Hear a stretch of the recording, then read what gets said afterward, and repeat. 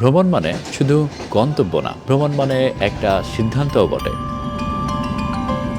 আজ বাস কিংবা ফ্লাইট বাদ দিয়ে আমি ট্রেন বেছে নিলাম, আর ভাবছিলাম সিদ্ধান্তটা ঠিক হলো তো। যাচ্ছি কমলাপুর রেলওয়ে স্টেশন থেকে নীলফামারী জেলার সৈয়দপুরে। ভ্রমণ করব নীল সাগর এক্সপ্রেস ট্রেনে।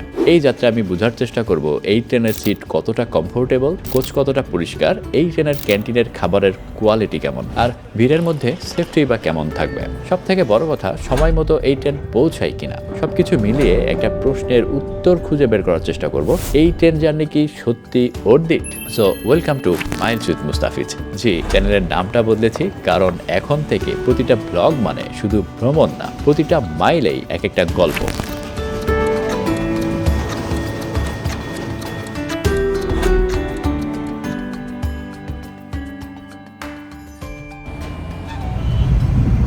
উইন্টার সিজনে ভোরের ঢাকাটা একটু অন্যরকম, কুয়াশা মাখা, একটু নীরব, একটু ধীর। আর ঠিক সেই নীরবতার ভেতর দিয়ে আমি রওনা করে দিলাম কমলাপুর রেল স্টেশনের দিকে। ভাবছিলাম এত সকালে স্টেশনটা ফাঁকাই থাকবে, কিন্তু ঢুকেই বুঝলাম কিছু জায়গা আসলে কখনোই ঘুমায় না। মানুষের ভিড়, কুলিদের ডাক আর ট্রেন ধরার তারাই ছুটে চলা পা, সব মিলিয়ে কমলাপুর যেন সকাল থেকে একটা ছোট্ট পৃথিবী।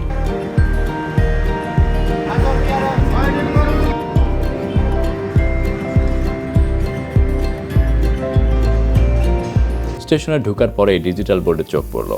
8 নম্বর প্ল্যাটফর্মে গিয়ে দেখি নীলসাগর এক্সপ্রেস ট্রেনটা আগে থেকে দাঁড়িয়ে আছে, যেন আমাদের জন্যই অপেক্ষা করছিল। আমরা যখন প্ল্যাটফর্মে ঢুকি ততক্ষণে লাল সিগন্যালটা জ্বলে গেছে। সিগন্যালটা সবুজ হবার আগেই ট্রেনে উঠে পড়লাম। নীলসাগর এক্সপ্রেস ট্রেনটা সকাল 6:45 ছেড়ে দিল, একেবারে রাইট টাইমে।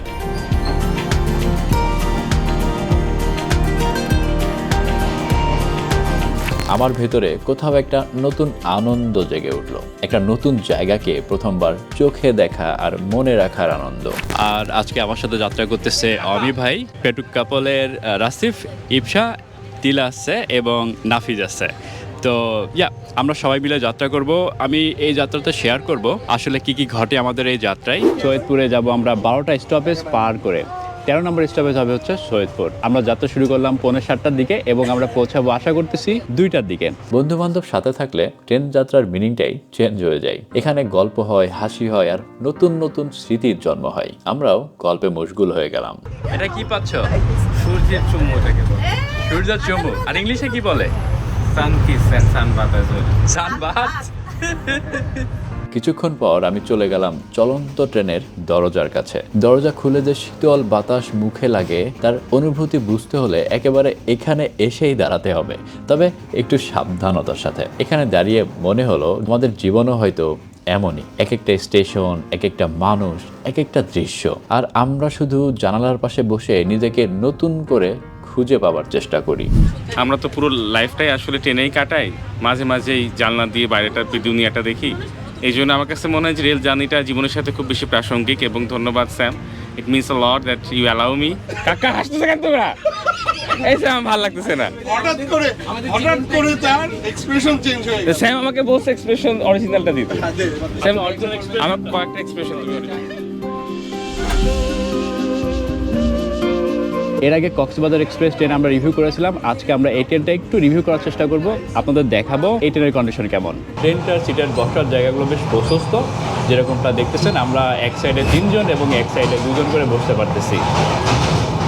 আমি একটু ট্রেনের মাঝখানের দরজার এখানে আসলাম। এখানে এসে যেটা দেখতেছি, ফ্রেশ হওয়ার জন্য এখানে সাবান আছে, এখানে একটা বেসিন আছে, সাথে একটা আয়নাও আছে। আমরা যখন ফ্যামিলি নিয়ে ভ্রমণ করি তখন এটা খুব ম্যাটার করে যে একটা ট্রেনের ওয়াশরুম কেমন। লেটস সি নীলসাগর এক্সপ্রেস ট্রেনের ওয়াশরুমটা দেখতে কেমন। এখানে দেখতে পাচ্ছি বেসিন আছে, সাবান আছে বেসিনের পাশে এবং একটা মিরর আছে। তো যেটা বুঝলাম মোটামুটি ওয়াশরুমটা ক্লিন আছে, লাইক কক্সবাজার এক্সপ্রেস ট্রেনে যেরকম দেখছিলাম যতটা ক্লিন ছিল ওরকমই মনে হচ্ছে। ট্রেনটা যদিও কম্পারেবলি একটু কম ক্লিন, বাট ওয়াশরুমটা একই রকম দেখতে। কক্সবাজার এক্সপ্রেস ট্রেনটা কক্সবাজার রুটে যাত্রা শুরু করেছিল 1 ডিসেম্বর 2023 সালে। আর নীলসাগর এক্সপ্রেস ট্রেনটা এই ঢাকা টু চিলহাট রুটে যাত্রা শুরু করেছিল 2017 সালের জানুয়ারি মাসের 24 তারিখ থেকে। তো এই দুইটা ট্রেন একই রকম দেখতে হইলেও নীলসাগর এক্সপ্রেস ট্রেনটা একটু পুরাতন হওয়ায় একটু কম পরিষ্কার পরিচ্ছন্ন মনে হয়। একটু পুরাতন হলেও এই ট্রেনের এসির কন্ডিশনটা কিন্তু বেশ ভালোই রয়েছে। তাছাড়া বেশ অনেকগুলো ফ্যানও আছে প্রতিটি কোচের মধ্যে। আর ব্যাগ রাখার ওভারহেড র্যাকগুলোর কন্ডিশন বেশ ভালোই আছে দেখলাম, যেখানে 25 কেজির লাগেজগুলো বেশ ভালোভাবে রাখা যায়।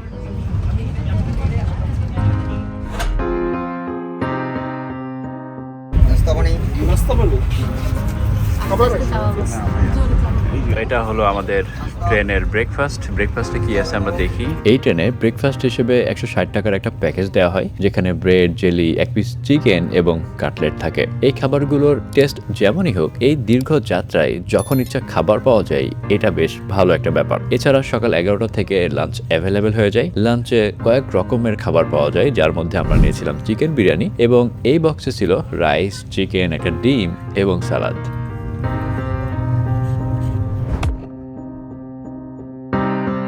সো এখন ঘড়িতে 9টা 20 বাজে আর আমরা চলে আসছি যমুনা সেতুর কাছাকাছি। যদি আপনাদের একটু দেখাই, ট্রেনটা কিন্তু বেশ বড় এবং এখন বেশ ধীরে ধীরে এগিয়ে যাচ্ছে, কারণ সামনে যমুনা সেতু আসবে। যমুনা সেতুর পূর্বে একটা স্টেশন আমরা ছেড়ে আসলাম, যেটা যমুনা পূর্ব স্টেশন। ওখানে 3-4 মিনিট মতো দাঁড়িয়েছিল এবং কিছু যাত্রী ওঠানামা করলো। এরপরে ট্রেন আবার গন্তব্যের দিকে ছোটা শুরু করলো আর আমরা এখন যাচ্ছি যমুনা সেতুর দিকে এগিয়ে।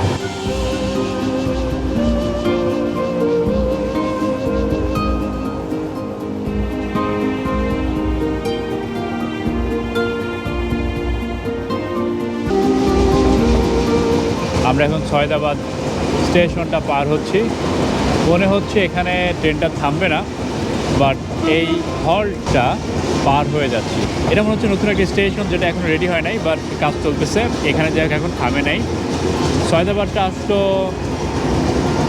যমুনা ব্রিজ পার হওয়ার পরপরই এবং এখানে আমরা না থেমেই এগিয়ে যাচ্ছি।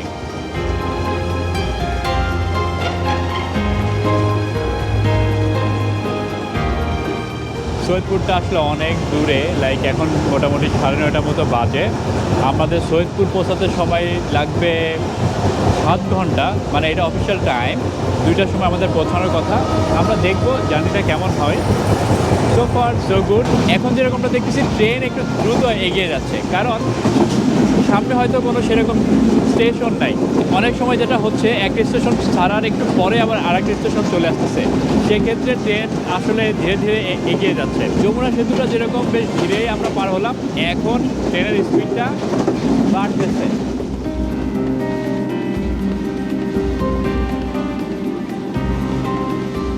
সো আমি নামলাম, এখন প্ল্যাটফর্ম 1-এ আসছি। আমি আসছি বগুড়াতে। এখন এখানে ট্রেন দাঁড়াইছে 3-4 মিনিটের জন্য। আমরা একটু নামলাম, নেমে মুড়ি মাখানো খুঁজতেছি। এটা কি মুড়ি মাখানো? এটা চাল ভাজা মাখা। চাল ভাজা, ওইটা তো মুড়ি না? হ্যাঁ, এটা মুড়ি, এটা চাল ভাজা। মামা বললো যে কনফিডেন্সের সাথে বললো যে যেটা দিয়ে ওটা নাও, চাল ভাজাটা ভালো হবে। আচ্ছা, কয় টাকা নিচ্ছ? এটা কয় টাকা? 20 টাকা। 20 টাকা। আচ্ছা, ভাই, একটু ট্রাই করেন। 20 টাকার এইটুকু হলো। ভাই একটু ট্রাই করেন। ভালো আছে, মজাই আছে, একটু লবণাক্ত। ও, আমরা দৌড়াতে দৌড়াতে চলে আসছি ট্রেনে, কারণ এখানে আসলে 3-4 মিনিট দাঁড়াই এবং মুড়ি মাখা নিতে নিতেই ট্রেন ছেড়ে দিচ্ছে। আমরা নাটোর ছেড়ে যাচ্ছি সৈয়দপুর অভিমুখে এবং দেখা যাক পরের স্টেশনে কতক্ষণ পরে পৌঁছাই।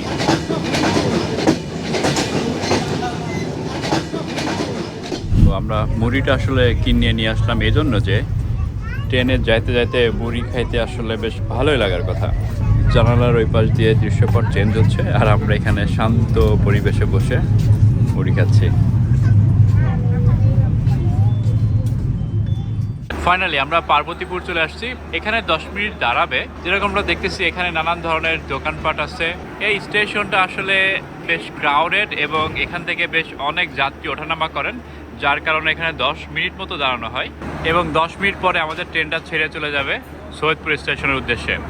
আর এই স্টেশনটার ঠিক পরের স্টেশনটাই সৈয়দপুর স্টেশন। আমার মনে হয় ওখানে আই ডোন্ট নো 15-20 মিনিট মতো সময় হয়তো লাগবে, দেন আমরা পৌঁছে যাবো ইনশাল্লাহ। সো আমাদের যাত্রা চলতেছে, আমরা সৈয়দপুর যাচ্ছি, অলমোস্ট পৌঁছে গেছি। আর আমরা একটা মেহমান পেয়ে গেছি, উনিও যাবে আমাদের সাথে। ওর নাম কি বলো তো? ম্যাম রাবাব, রাবাব। ঠিক, মোসাম্মদ রাবাব খাতুন।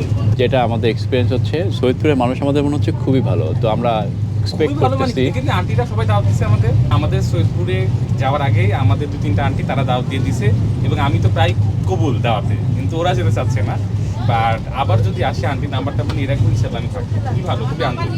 আগে মনে করতাম শুধু কুষ্টিয়ার মানুষই আন্তরিক, এখন দেখছি না, কুষ্টিয়ার পরে সৈয়দপুর, কুষ্টিয়ার পরে সৈয়দপুর। কুষ্টিয়ার পরে না না না আন্টি এটা দিতে পারবো না, সরি আন্টি। এভাবে আমাদের আলোচনা চলতেছে, আন্টিদের সাথে আমরা কথা বলতেছি। সৈয়দপুরের মানুষজন আমাদের মনে হচ্ছে খুবই ভালো, এই জন্য আমরা এক্সপেক্ট করতেছি ওখানে আমাদের এক্সপিরিয়েন্স ভালোই হবে। দেখা যাক কি অবস্থা হয়। তো আমরা সৈয়দপুরের কাছাকাছি চলে আসছি এবং ব্যাগট্যাগগুলো উপর থেকে নিচে নামাইছি। এখন ট্রেনটা থামার অপেক্ষায়, ট্রেন থামলে আমরা ট্রেন থেকে নেমে পড়বো। এয়ারপোর্টের পাশে একটা হোটেল নিয়েছি, হোটেলে যাব, দেন চেক ইন করবো। আমাদের জন্য ভাইয়া ফুল পাঠাইছে, থ্যাংক ইউ আপু। আমরা ট্রেনে যেরকমটা বলছিলাম যে সৈয়দপুরের মানুষ অনেক ভালো, সেটার একটা নিদর্শন পেলাম আর কি। আমার হচ্ছে ভাইয়ার সাথে আমরা একসাথে লেখাপড়া করছি এখন এই বৃদ্ধ বয়সে, তো ভাইয়ার সাথে সেই থেকে আলাপ। এবং ভাইয়ার এখানে আমি আগেও আসছিলাম ভাইয়ার স্কুলে, অসম্ভব আন্তরিক অমায়িক, এবং শুরুতে ভাইয়া আমাদের মনটাকে ফুলের শুভেচ্ছা জানিয়ে আসলে শান্ত করে দিয়েছে। এবং থ্যাংক ইউ সো মাচ ভাইয়া। ম্যাডামকেও ধন্যবাদ, আসছেন, মানে আমরা খুব বিব্রত বোধ করছি, এরকম ভাবে খুব একটা হয় না। স্কুল থেকে সরাসরি চলে আসছে। নাজিম ভাই বলতেছে অবশেষে পেটুক কাপল সৈয়দপুরে, তো ভাই খুবই এক্সাইটেড পেটুক কাপলকে পেয়ে। আসলে এরকম আন্তরিক মানুষের ভালোবাসায় মনে হচ্ছে আমাদের শুরুটা খুব চমৎকার ভাবে হলো, খুবই চমৎকার হয়েছে, খুবই ভালো লাগছে। আমরা কিন্তু ভাইপটা ট্রেনের ভেতর থেকে পেয়েছিলাম, হ্যাঁ। এখানে এসে একেবারে উপচে পড়ে গেছে খুব মুগ্ধ ব্যাপারটা। হয়েছে আমরা, আশা করি পুরো জার্নিটাই তাই এরকম মুগ্ধতাতেই কাটবে আমাদের। ইনশাল্লাহ। তো এইভাবে আমাদের ট্রেনের যাত্রা শেষ হলো আর আমাদের সৈয়দপুরের যাত্রা শুরু হচ্ছে। সৈয়দপুরকে বাংলাদেশের রেলওয়ে শহর বলা হয়, কারণ দেশের বৃহত্তম রেলওয়ে কারখানা এই সৈয়দপুরে অবস্থিত। 1930 সালে প্রতিষ্ঠিত হওয়া এই স্টেশন থেকে প্রতিদিন বিভিন্ন আন্তনগর মেইল এবং লোকাল ট্রেন দেশের বিভিন্ন জায়গায় চলাচল করে। এছাড়া পশ্চিমাঞ্চল রেলওয়ে পুলিশের হেডকোয়ার্টারও এই সৈয়দপুরে অবস্থিত।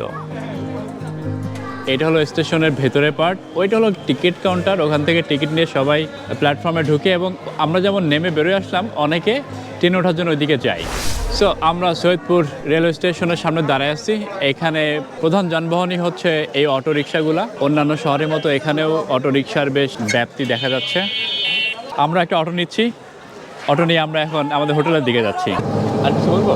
হ্যাঁ, আর বলবো যে আমার চ্যানেলে সাবস্ক্রাইব করুন। সেটাই তো, আমার অডিয়েন্স খুবই ছোট, মানে যদি দু একজন কেউ সাবস্ক্রাইব করে নাও থাকে, করে দিবে। আমার প্রথম ভিডিও আমি যখন বানাই তখন আমার 0 অডিয়েন্স ছিল, ওই ভিডিও 3 লাখ ভিউ হয়েছে। My never goodness. নো তোমার কোন ভিডিও কোন সময় কোন হিট হয়। সেটাই, ইনশাল্লাহ।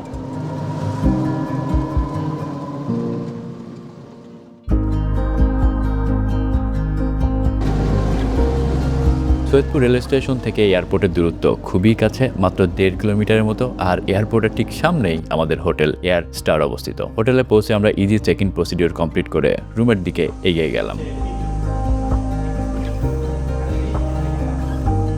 সো হোটেল এয়ার স্টারে আমাদের রুম নাম্বার হচ্ছে 303, আর রুমটা দেখতে এরকম। এই সাইডে গ্লাস দেওয়া আছে, পর্দাটা সরাইলে কি দেখা যায় এটা আমরা দেখব। এই রুমে আমাদের 2টা বেড আছে, ইনফ্যাক্ট 3 জনের অকুপেন্সি। 2টা বেডের মাঝখানে একটা টেবিল রাখা আছে, আর এই বেডগুলোর অপোজিটে আছে একটা ডেস্ক এবং মিরর দেওয়া আছে। এখন যেহেতু ঠান্ডার সময় কেটলি আছে, চা কফি দেওয়া আছে, 2 বোতল কমপ্লিমেন্টারি পানি দেওয়া আছে, টিস্যু দেওয়া আছে, এছাড়া রিমোটগুলো আছে, মোটামুটি সবই আছে বোঝা যাচ্ছে। এই রুমে এসি এবং টিভিও আছে, আর টিভির পাশেই 2টা চেয়ার রাখা আছে, একটা টেবিল রাখা আছে। আর আমাদের এই রুমের সাথে যে ওয়াশরুমটা আছে, ওয়াশরুমটা দেখতে এরকম, সাইজটা কিন্তু বেশ বড়। এই সাইডে বেসিন আর ওইটা মিরর, 2টা টাওয়েল রাখা আছে। তো সবকিছু দেখে মনে হচ্ছে রুমটা বেশ ভালোই। এখন আমি পর্দাটা সরাই দেখবো সামনের ভিউটা কেমন। এই গ্লাসটা ইনফ্যাক্ট খোলা যায় এবং গ্লাসের বাইরে তাকালে এয়ারপোর্ট দেখা যায়। নাইস। আমাদের রুমের ঠিক সামনেই যেটা দেখতেছি এটা হলো সৈয়দপুর এয়ারপোর্ট, এবং হোটেলের লোকেশনটা কিন্তু বেশ দারুণ। আর এই হোটেলটা একেবারে মেন রোডের পাশে অবস্থিত। সো আমাদের এখানে আরেকটা রুম আছে, যেটা আদনান নাফিসদের রুম, এবং এই রুমটা বেশ বড়। এই রুমে বলতে গেলে সব কিছুই আছে, তাই না নাফিস? ইভেন আপনাদের রুমে সোফা নাই, হ্যাঁ। ওই যে মিটিং করার জন্য সোফা টোফা এগুলো।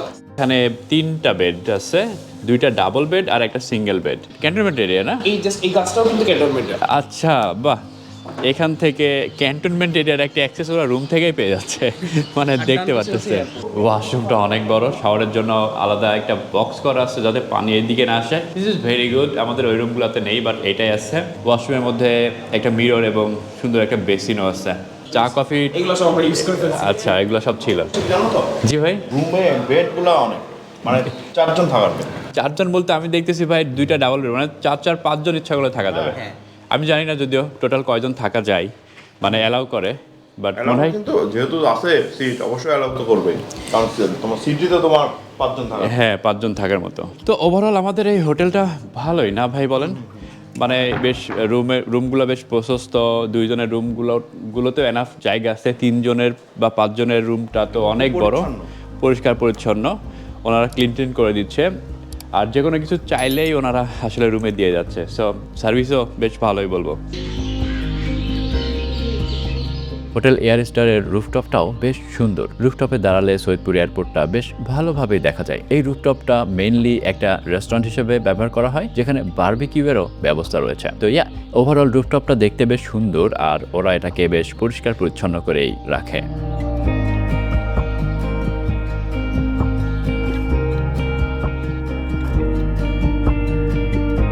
আমরা হোটেলে কিছুক্ষণ রেস্ট নেবার পরে চলে এলাম এই হোটেলের আরেকটা রেস্টুরেন্টে, যেটা 2 তলায় অবস্থিত। এখানে আমাদের লাঞ্চটা আনা হয়েছিল ইকো রিসোর্টের রেস্টুরেন্ট থেকে, যেটা আমরা খুবই পছন্দ করেছিলাম। আর এটার জন্য নাজিম ভাইকে ধন্যবাদ দেওয়াই লাগবে, যিনি আমাদের স্টেশনে ফুল দিয়ে স্বাগতম জানিয়েছিলেন। আমি মিক্স ভেজিটেবলটা আর আলু ভর্তাটা মিক্স করে নিলাম, আর এখানে মুরগির মাংসটা নিচ্ছি। মিক্স করে খেয়ে দেখবো কেমন লাগে। মিষ্টি মিষ্টি ভাই, কিন্তু খুবই মজা। মজা না? দারুণ মজা। আমি ভাই খাইছে, আমি ভাই খেয়ে বলতেছে খুবই মজা, রোলটা এত মজা।